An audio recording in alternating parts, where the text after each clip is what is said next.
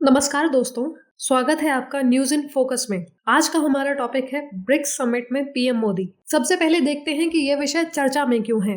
हाल ही में प्रधानमंत्री नरेंद्र मोदी ने 6 और 7 जुलाई 2025 को ब्राजील के रियो डी जेनेरो में हुए 17th ब्रिक्स समिट में भाग लिया। उन्होंने ग्लोबल साउथ के प्रति चल रहे डबल स्टैंडर्ड्स की निंदा की और ब्रिक्स से अपील की कि वो मल्टीपोलर और एथिकल वर्ल्ड ऑर्डर को प्रमोट करे। प्रधानमंत्री ने जम्मू कश्मीर में पहलगाम में 22 अप्रैल को हुए आतंकी हमले की कड़ी निंदा की और ब्रिक्स देशों से टेररिज्म के खिलाफ जीरो टॉलरेंस की मांग की। उन्होंने न्यू डेवलपमेंट बैंक के माध्यम से ग्लोबल साउथ की इकोनॉमिक नीड्स को ध्यान में रखकर इंक्लूसिव फाइनेंशियल डिसीजंस लेने की बात भी कही। चलिए अब जानते हैं ब्रिक्स के बारे में। ब्रिक्स का मतलब है Brazil, Russia, India, China, south Africa, जिसकी फॉर्मेशन 2009 में एक अल्टरनेटिव इकोनॉमिक पॉलिटिकल प्लेटफॉर्म के रूप में हुई। अब इस ग्रुप में 6 नए मेंबर्स जुड़े हैं: Saudi Arabia, Egypt, UAE, Ethiopia,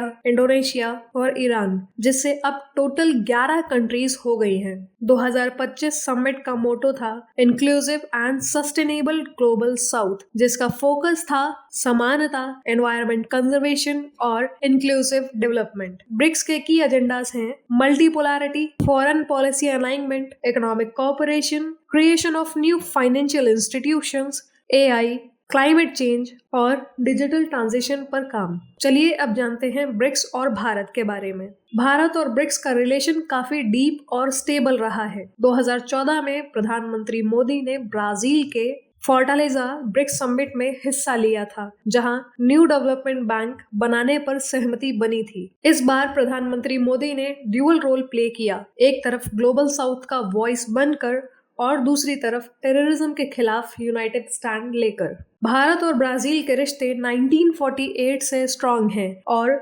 2006 से ये स्ट्रैटेजिक पार्टनरशिप में बदल चुके हैं। ये समिट इन रिश्तों में और मजबूती लाया है। प्रधानमंत्री मोदी ने कहा कि ब्रिक्स को डेवलपिंग कंट्रीज के लिए कोऑपरेशन और अपॉर्चुनिटी का हब बनाना चाहिए, जिसमें इकोनॉमिक, फाइनेंशियल और टेक्नोलॉजिकल सेल्फ रिलायंस को बढ़ावा मिले। आज के लिए आपका अभ्यास प्रश्न: ब्रिक्स के संदर्भ में निम्नलिखित कथनों पर विचार कीजिए। कथन 1: ब्रिक्स की स्थापना 2009 में 5 देशों के बीच आर्थिक और राजनीतिक सहयोग के एक मंच के रूप में की गई थी। कथन 2: वर्ष 2025 तक ब्रिक्स में सऊदी अरब, इंडोनेशिया और ईरान जैसे देश भी सदस्य के रूप में शामिल हो चुके हैं। उपर्युक्त में से कौन सा से कथन सही है?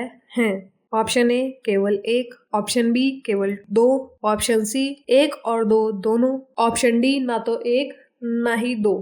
अपना आंसर हमें कमेंट्स में जरूर बताएं। धन्यवाद।